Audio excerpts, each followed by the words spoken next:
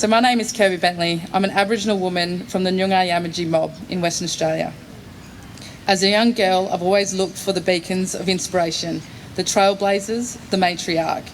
And this always came in the form of my mum, aunties and nans. It is a very real testament to the strength and spirit that resides within us. Growing up in Perth and growing up Aboriginal, my childhood was not one bolstered by clear precedents or paths carved out by those who came before me.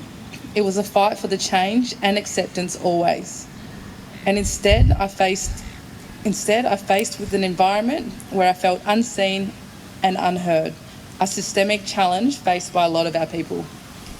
From a young age, I was acutely aware of how life differed for me in comparison to others around me, whether it's through cultural misunderstandings, systemic limitations, or the absence of representation in the public domain.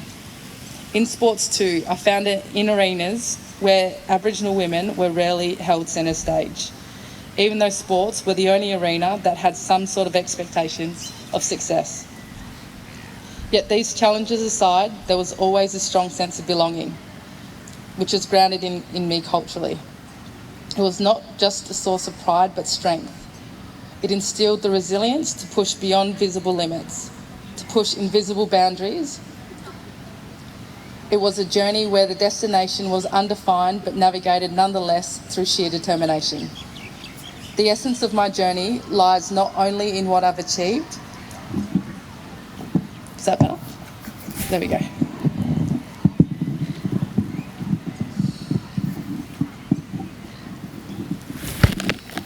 The essence of my journey lies not only in what I've achieved, but in what I've contested. Sports became not just an arena to showcase my talent, but a platform for challenging stereotypes and redefining narratives. Whether on the netball court or playing Mangrook, me with two other Nyungar girls and our Torres Strait Islander sister, we broke the barriers one game at a time, becoming a public symbol of possibilities extended to our future, to our Aboriginal girls everywhere. But this success didn't come without its battles. This voyage was riddled with moments that is all too familiar to our people. From instances of racial discrimination to facing systemic challenges, just like it was for our women who walked before us. This path was often an uphill battle. But my option was to continue to forge ahead. I learned to transform my obstacles into strength. From the moment I stepped onto the field in the AFLW, the next part of my challenge began. This started to ignite change off the field. I was lucky that I was in a position that my influence transcends my on-field performance. This was where my drive to mentor, uplift, and shine the spotlight on young Aboriginal talent. Playing sports for me was something I loved to do and happened to be good at, but this started to become more than just the game. It was becoming a path I needed to pave for the next cohort of talented mob. I didn't need to inspire, I just needed to show the non-believers our talent isn't limited to just kicking a football or throwing a ball. Through my dedication to empowering the next generation, I will always advocate programs to nurture our girls, that provide them with the guidance I was looking for when I was young. Our stories are powerful, our successes and our challenges. It teaches us that we hold the power to real change. It is then projected in action, then reflected in others. By standing taller with my shoulders back, I know that I can stand with the pride and courage to stand up and speak up and to show exactly who we are and what we are capable of.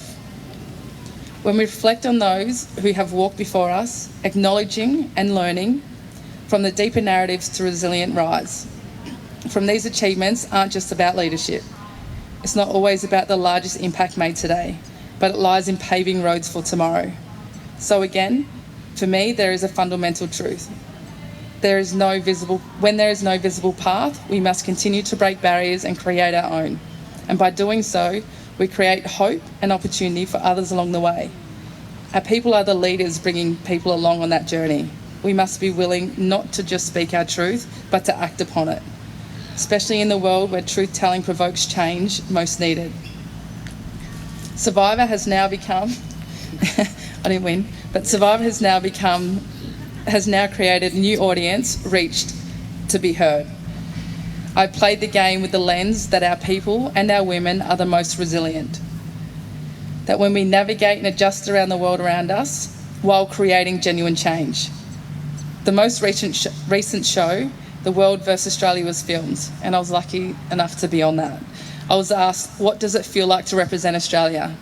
And my response is that this country is too divided, and until then, I don't know how I feel to be proud to be saying that I want to represent Australia.